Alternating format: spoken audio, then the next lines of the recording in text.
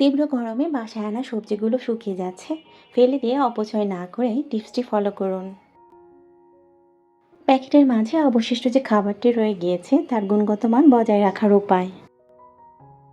Instant kitchen নাইফগুলো কিভাবে sharp করা যায় তার উপায়। খুবই সহজে কাঁচের জারগুলো থেকে ব্যাড স্মেল কিভাবে দূর করা যায় তার উপায়।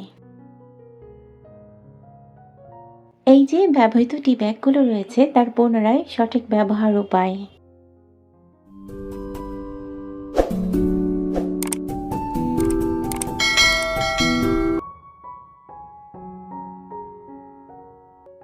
আসসালামু আলাইকুম, আমি আজমেরি। সবাইকে ওয়েলকাম করছি আরও একটি নতুন ভিডিও দেখার জন্য।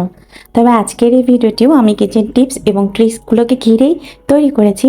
ইদানিং বেশ আগ্রহ এবং ভালো লাগা কাজ করছে নিজস্ব ক্রিয়েটিভতায় এই টিপস এবং ট্রিক্সগুলো তৈরি করতে। তা আমার নিজস্ব খুশি, তার সঙ্গে এই যে আমার খুশিটা সেটা যেন আপনাদের কাছে প্রয়োজন হিসেবে ধরা দেয়, সে আশা রেখে ভিডিওটি শুরু করছি। কোথাও কোথাও তীব্র মাঝারি মৃদু তাপ প্রবাহ বয়ে চলেছে, আর এর মাঝে জনজীবন বেশ অতিষ্ঠ। সেখানে বাজার থেকে সতেজ সবজিগুলো আনার পরেই দেখবেন নিস্তেজ হয়ে যাচ্ছে। এরপর কি হয় সেটা রান্না করলে খেতে আর ভালো লাগে না। তো সেই নিস্তেজ সবজিগুলো ফেলে দিয়ে অপচয় না করে সেটাকে রান্নার উপযোগী কিভাবে করা যায় তার ছোট্ট একটি টিপস শেয়ার করছি। যে সবজিগুলো ঠিক এরকম বর্ণ হয়ে গিয়েছে সেগুলোকে একটু প্রসেসিং করে নিয়ে বারবার নর্মাল পানিতে ভিজিয়ে দেব। তারপর 10 থেকে 12 টুকরা বরফের মাঝে দিয়ে দিয়েছি। ঠিক এই অবস্থায় আধা ঘন্টার জন্য আমি ভিজিয়ে রাখবো। গরম যে কতটা ভয়াবহ রূপ ধারণ করেছে, এই যে আমার মেয়ে আমাকে হেল্প করার উদ্দেশ্যে বরফ পানিতে হাত ডুবানোর উদ্দেশ্যে দৌড়ে ছুটে এসেছে। তো যাই হোক, এরপর সবজিগুলো উঠিয়ে রান্না করবেন, দেখবেন সতেজ হয়ে গেছে। আর রান্না করে খাবার পর সেটা স্বাদ, গন্ধ, বর্ণ সবকিছুই অটুট থাকবে।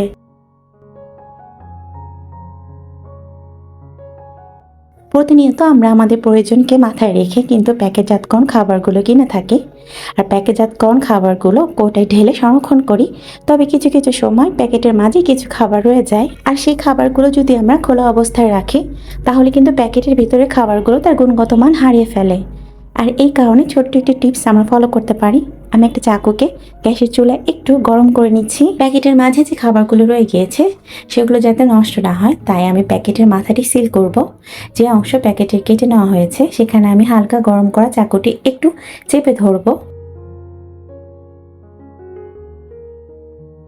তবে একটা জিনিস মাথায় রাখতে হবে, যখনই আমরা মুখটা সিল করব তার পূর্বে প্যাকেটের মাঝে যে বাতাসটা প্রবেশ করেছে আমরা চেষ্টা করব সেটাকে একটু বের করে নেবার।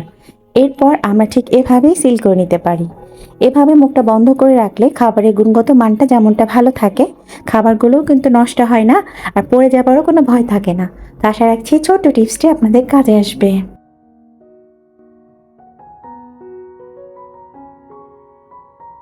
এরপরের যে টিপসটি শেয়ার করছি সেটা খুবই সাধারণ এবং সহজ একটি টিপস, তবে খুবই ইফেক্টিভ একটি টিপস। যেমনটা আমাদের বাসায় এরকম জালির বাসনপত্র আমরা ব্যবহার করে থাকি, এটা যে কত ধরনের কাজে লাগতে পারে।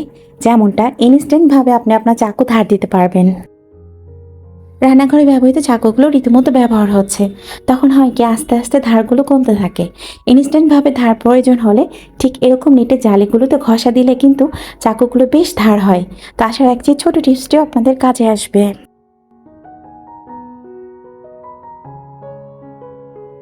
এরপরের যে টিপসটি শেয়ার করছি সেটা আমাদের কাঁচের জারগুলোর ব্যবহারকে ঘিরেই।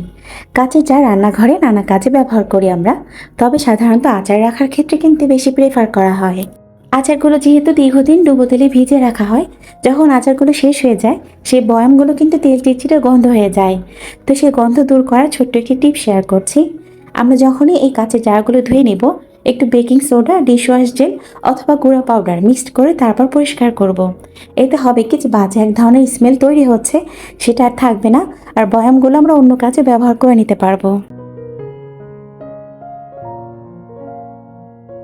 ব্যবহৃত চা পাতার নানাবিধি ব্যবহার উপায় রয়েছে, যেটা একটু একটু করে আপনাদের সঙ্গে শেয়ার করি। আজকে একটি উপায় শেয়ার করছি। আমরা যখন মাছ ধোয়া থেকে শুরু করে আদা রসুন কাটা বা পেঁয়াজ কাটা এই কাজগুলো করে থাকি, হাতে এক ধরনের গন্ধ, বলা চলে ব্যাড স্মেল হয়ে যায়। আমরা একটু চা পাতা হাতে ভালোভাবে ডলে হাতটা ওয়াশ করলে কিন্তু এই গন্ধটা দূর হবে। টিপসগুলো কারো কাছে জানা আবার কারো কাছে অজানা মনে হতে পারে, তবে জানার তো শেষ নেই, তাই না? জীবন যতদিন রয়েছে প্রতিনিয়ত আমরা শিখতেই থাকবো। তো চলুন নতুন কিছু শিখি। আল্লাহ হাফিজ। আসসালামু আলাইকুম।